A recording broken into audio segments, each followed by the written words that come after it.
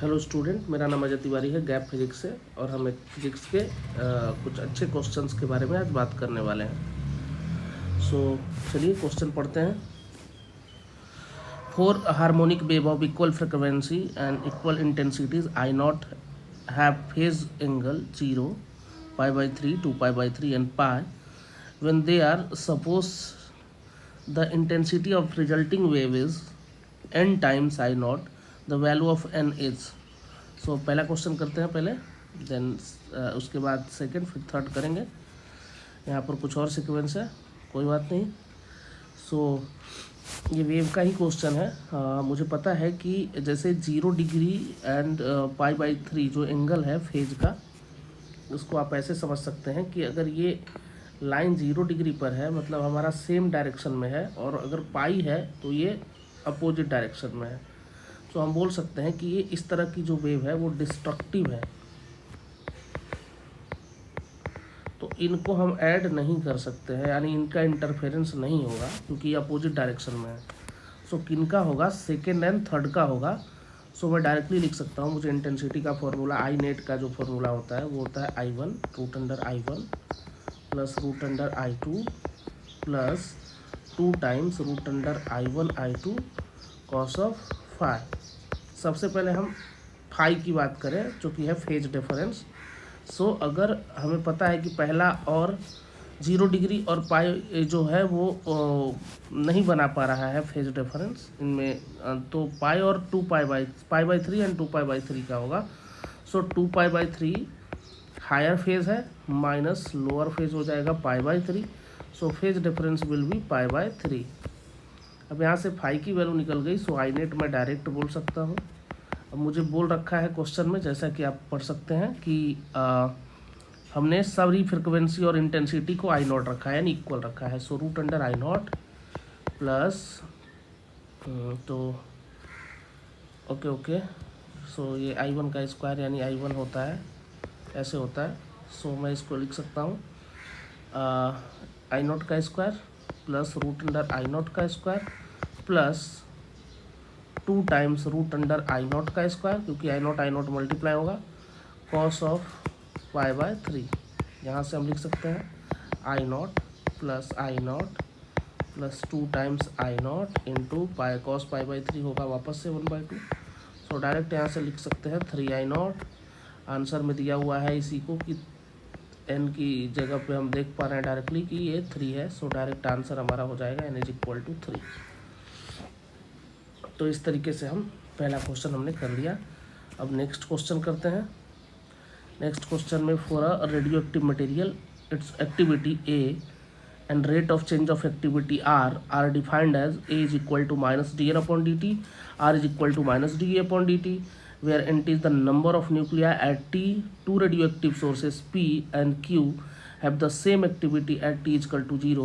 Their rate of change of activities at T = 2 tau, Rp and Rq respectively. Rp/Rq is equal to N/E. Then find the value of N की value क्या होगी। चलिए हम N की value निकालते हैं। इसके लिए हम डायरेक्ट लिख लेंगे एक्टिविटी का फॉर्मूला।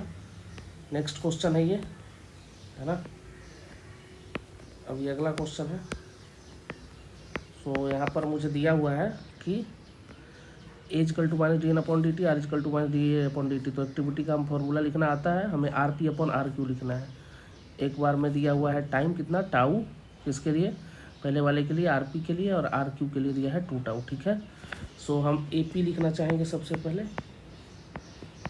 एक्टिविटी लिखना चाहेंगे P के लिए। तो A = A0 e⁻t/टाउ होता है। तो पहले वाले के लिए टाइम ऑलरेडी टाउ ही दिया हुआ है।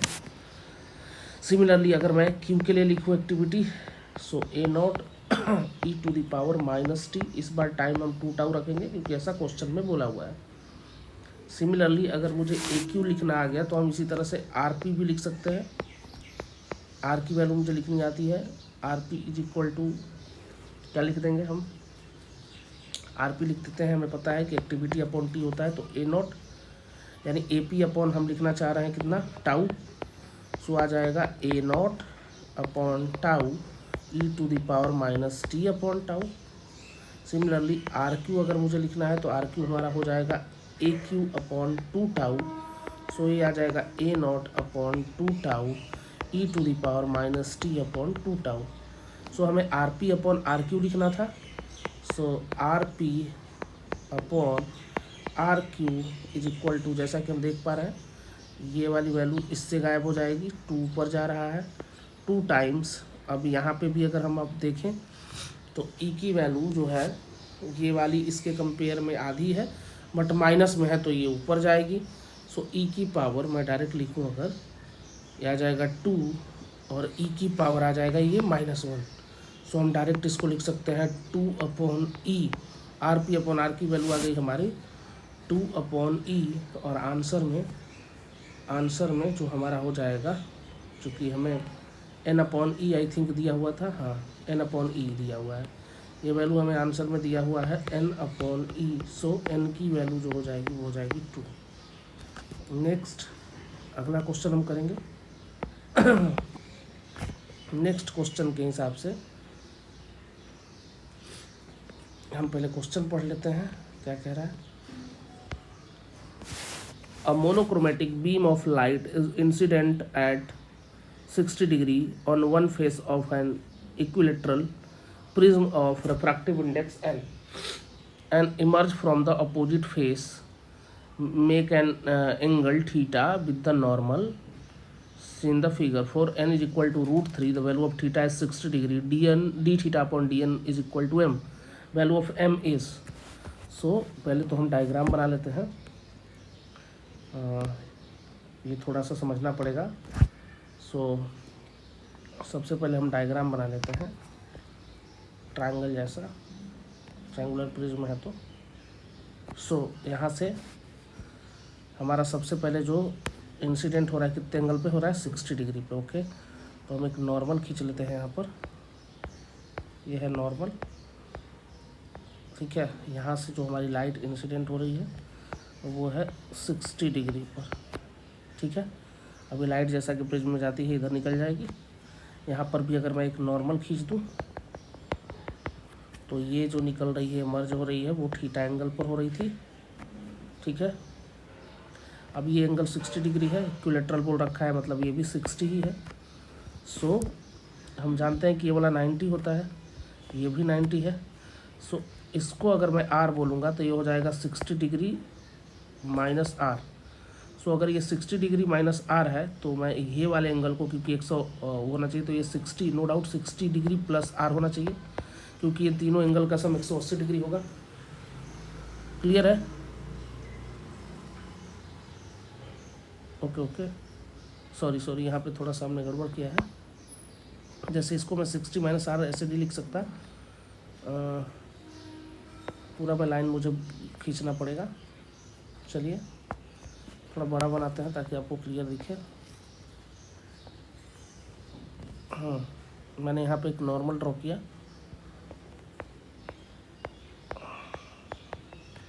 यहाँ से हमने इंसिडेंट कराई 60 डिग्री पर, उसके बाद फिर ये लाइट ऐसे चली गई,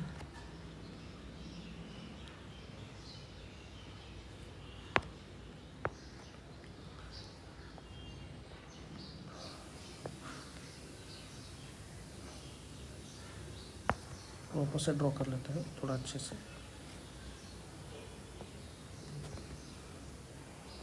हमने सबसे पहले एक नॉर्मल खींचा,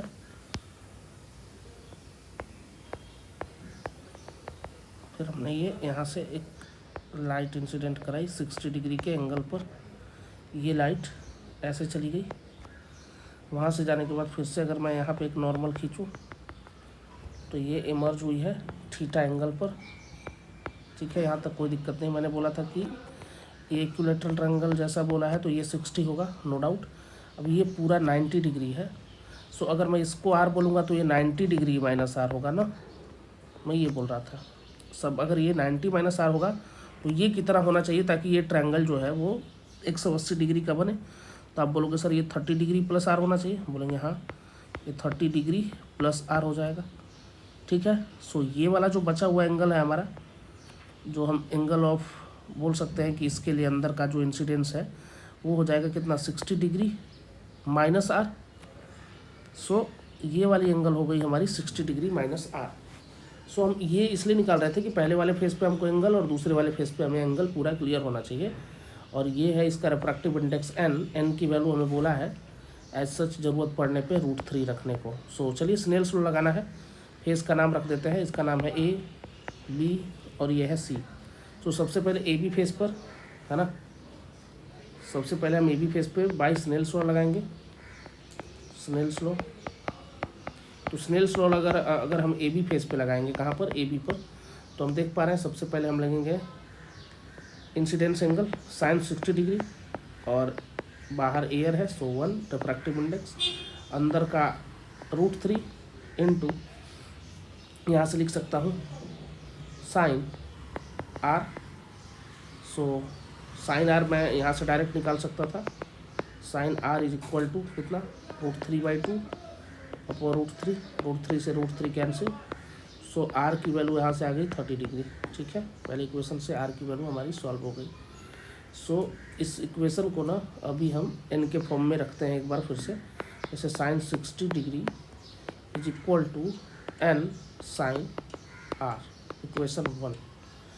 अगर मैं इसको डिफरेंशिएट करूँ एन के रेस्पेक्ट में, differentiate not N, okay, R के रेस्पेक्ट में करता हूँ डिफरेंशिएट, क्योंकि हमको याद है क्या निकालना था, हमें निकालना है dθ/dn निकालना है। Okay, so with respect to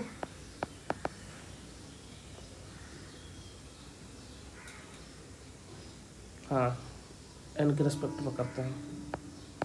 सो सबसे पहले ये कांस्टेंट है, सो 0, ये होगा 1, पहले का डिफरेंशिएशन दूसरे से मल्टीप्लाई, दोनों क्या हो जाएंगे, वेरिएबल है।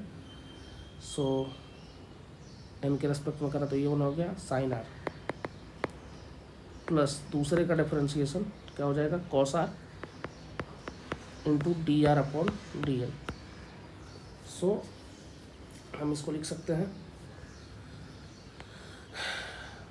हम लिख सकते हैं विथ रिस्पेक्ट टू एन ही करा है। सो यहाँ से आ जाएगा हमारा dr/dn आ जाएगा हमारा dr/dn। dr/dn कितना आ जाएगा, हम देख पा रहे हैं माइनस ऑफ साथ में एन भी था ना, दूसरे से मल्टीप्लाई करा था, tan r/n, ये आ गया tan r/n। ठीक है, dr/dn की वैल्यू मैंने दिखा दिया tan r, r की वैल्यू अगर हम डालें 30 डिग्री तो आ जाएगा -1/√3 इंटू एन। सो dr/dn की वैल्यू हमने निकाल ली। अब आगे चलते हैं, दूसरे वाले फेस पे लगाते हैं। कौन से फेस पे, AC फेस पे। So by Snell's law on AC face, इस बार हम स्नेल्स लॉ लगाएंगे ऑन AC फेस। तो AC फेस पे अगर स्नेल्स लॉ लगाएं तो हम देख पा रहे हैं यहाँ पर एंगल ऑफ इंसिडेंस है 60 डिग्री माइनस आर और इमर्जेंस है थीटा। सो इस बार लिखूँगा n टाइम्स, क्योंकि अंदर से लाइट जा रही है और अंदर का रिफ्रैक्टिव इंडेक्स n है, sine 60 degree minus R is equal to sine theta into air में है तो 1। सो अगर मैं डिफरेंशिएट करूँ with respect to R, differentiate with respect to R, so इस इक्वेशन को अगर मैं डिफरेंशिएट करूँ, मुझे पता है आर भी पता है, थीटा भी पता है, बट हम अभी करेंगे पहले का डिफरेंशिएशन दूसरे से मल्टीप्लाई। सो पहले का डिफरेंशिएशन करा तो 1 साइन 60 डिग्री माइनस आर बचा, आर पता है बट अभी लास्ट में पुट करेंगे, प्लस दूसरे का differentiation, so cos 60 degree minus R होगा एक्स का विथ नेगेटिव साइन, इसके लिए नेगेटिव आएगा लास्ट में।